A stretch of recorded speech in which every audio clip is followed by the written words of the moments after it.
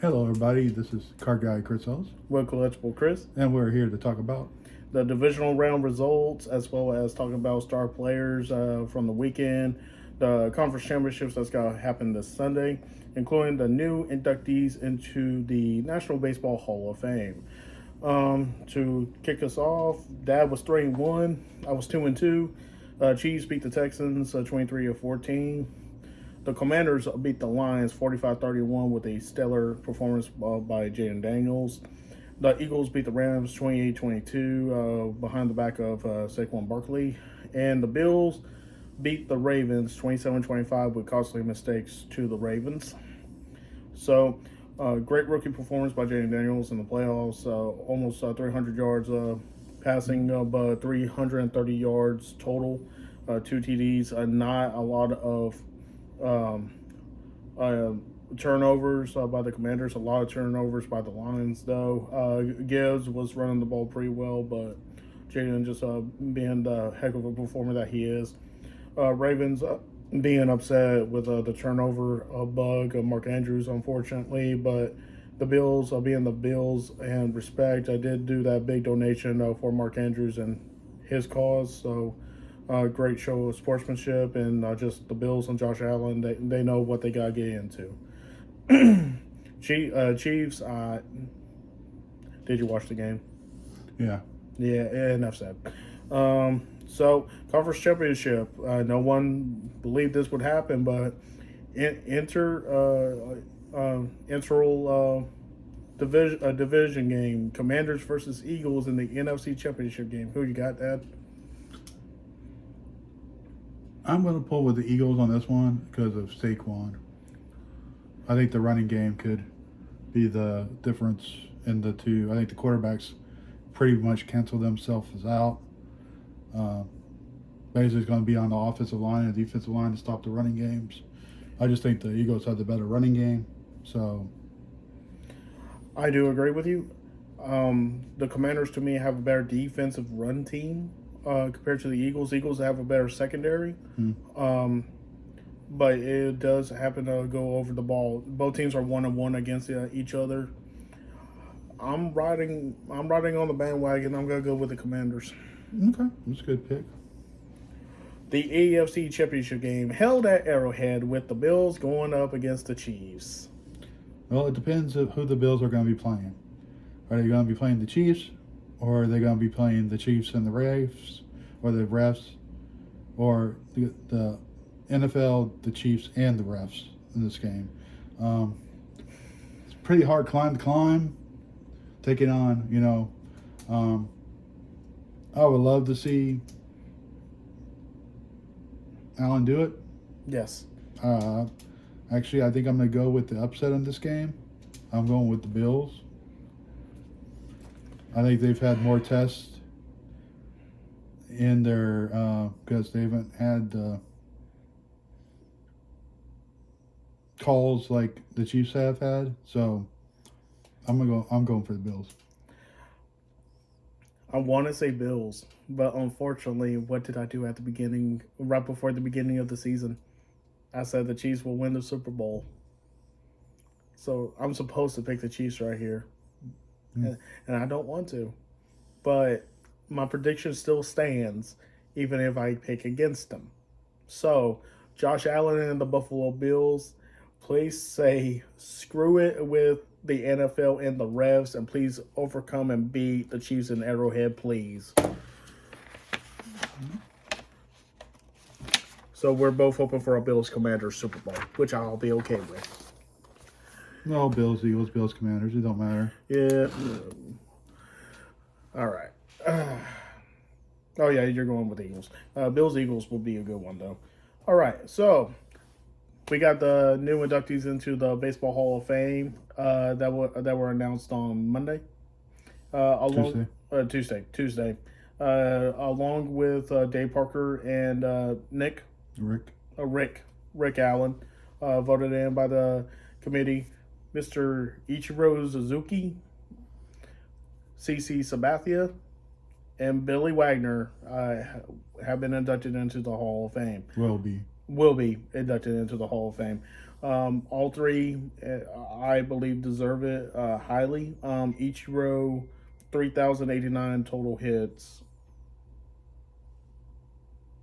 Don't worry about it. Yeah, I'll get that for you. Uh, 117 home runs, a 311 batting average, 509 stolen bases, an MVP, Rookie of the Year, along with the MVP, 10-time All Star, 10-time Gold Glover, 3-time Silver Slugger, 2-time batting title, and an All Star MVP. When you think of Mariners, especially in the 2000s, Ichiro was definitely the guy. Uh, Feared hitter, um, batting practice would always hit bombs, and I believe we both had him in our franchise for the Seattle Mariners. Yeah. So, like, and of course, also did pitch a game. I wish I had put the statistics down for that, but remember, he did get into the MLB until he was 27 years old, and before that, he was a multi-time All-Star for Japan, won the Japan Series as well. And just the fact that from age 27 till 41, he did all he did as a Major League Baseball player. Anything else to say on that? No, Ichiro had a great. I thought he was the sure shoe in out of everybody on the first ballot. So Oh yeah, and to the one person that didn't vote for Ichiro Suzuki, I do agree with Ichiro. Go out to dinner with him and have that conversation, please. That was funny. Yeah, this one surprised me a little bit. I mean, I'm all for the guy, but at the same time, I think a lot of people were kind of surprised by this. Mr. CC Sabathia started with the Cleveland Indians, former Brewer, former Yankee as well.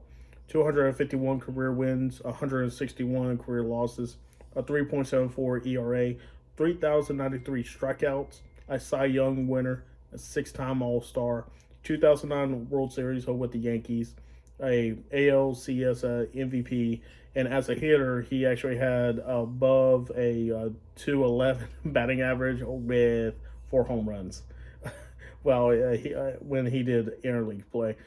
I loved CC when he became a Yankee. I was thrilled when he became a Yankee. Everyone thought his weight was going to be a huge issue. Sometimes it was, sometimes it wasn't. CC was CC. Great guy, great loyalty to everyone that he was with. Just played his dangest to be one of the best pitchers that he could be. So, for the guy that showed a lot of weight, he showed a lot of character, and just the fact that a guy with character became a Hall of Famer, he deserves it. yeah, first ballot. Wasn't sure on him for being first ballot. Definitely, a Hall of Famer. Either way you look at it. I mean, he had some great performances. If anybody remembers his run with Milwaukee, that took it by storm right there. That definitely helps cement. Good player, So yeah, CC's well deserved. So. And the guy that definitely deserves it for being a closer and hopefully helps open the door more for future closers, especially those with over 400 saves. Mr. Billy Wagner finally got his spot because next year was his last. No. This year was his last chance. So 10th year on the ballot, and he finally got that push. 47 wins, 40 losses, a 2.31 ERA, 1,196 career strikeouts, 422 saves, and he is one of the best left-handed relief pitchers in the whole game. Astro, Philly, and a Brave got his last save with the Braves. 7-time All-Star and a Rolaids Relief Award winner. Just a guy that always gave his heart. Just gave his hardest, gave his best. Like for a left-handed relief pitcher, it's tough, especially in the 2000s. There were a lot of great right-handed at bats, especially in the National League. And y'all forget, Astros were part of the National League at that time. So he faced a lot of power hitters. He faced Bonds, he faced Abreu, he faced Chipper, he faced Andrew, he faced. When he went to the Phillies, Berkman, Biggio. I mean, he faced everybody of the 2000s. And just the fact that he cemented his legacy finally he deserved to be in the Hall of Fame. Not first ballot, but he should have been like way earlier than this. Yeah, he had a good career. Was a really good. I think everybody was talking about his, his playoff stats, but not everybody that's a Hall of Famer has great playoff stats or World Series stats. But in the regular season, he was pretty notch on. So, yeah, definitely deserve to be there.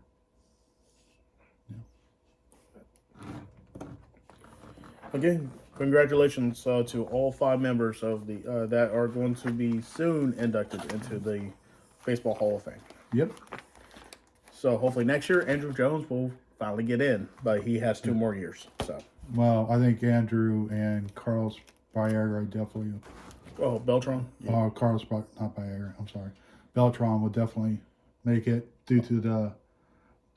It's not a lot of great players per se.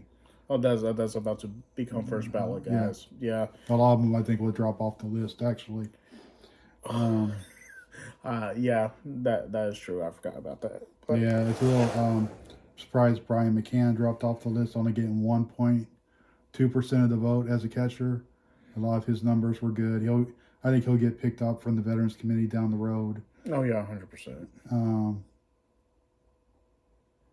Yeah, this is Felix Hernandez got 20% of the vote, so that was kind of good. Yeah, good way to start for him.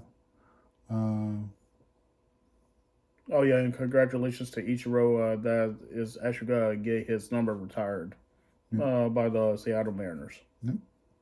So, yeah, I got nothing else. Do you got anything else?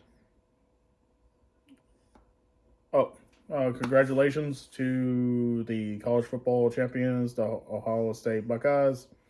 Great game. Now, like I said, whoever comes out explosive is going to be the ones that win. Notre Dame had a great fight, but congratulations to number 8 seed Buckeyes.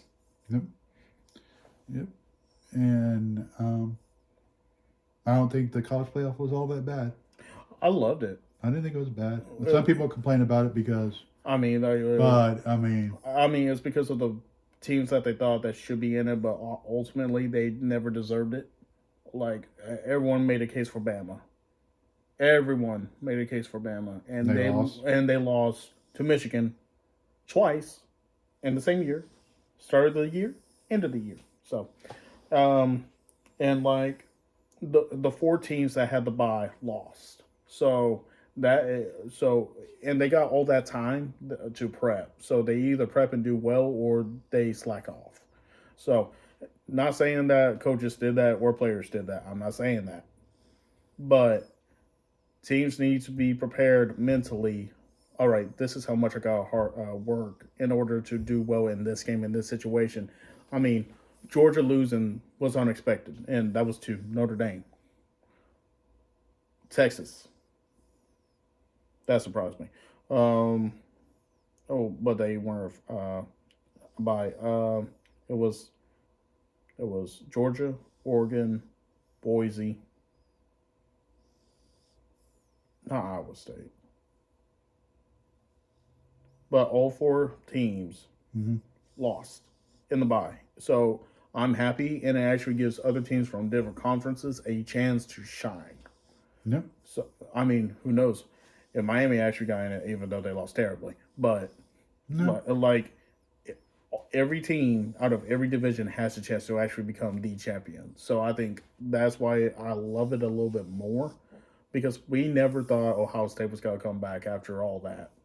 We didn't think Notre Dame was going to come back after losing to Northern Illinois. Yeah.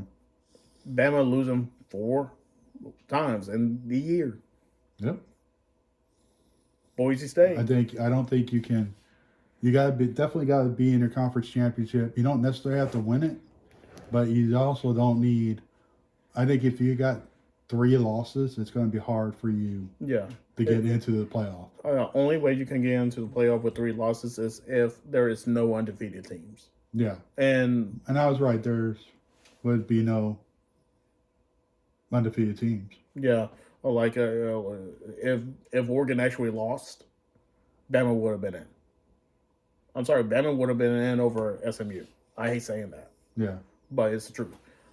So like it just depends on all that. But SMU deserved to be in it. Penn State deserved it after their No, they played season. good. Like every team in the college playoff deserved it. Yeah, people will say Iowa State didn't deserve it, and Indiana. Indiana. There we go. Thank you. And Indiana, but at the same time, they've all played well in their conferences. Yeah, they probably did not play against an SEC team, but it doesn't matter.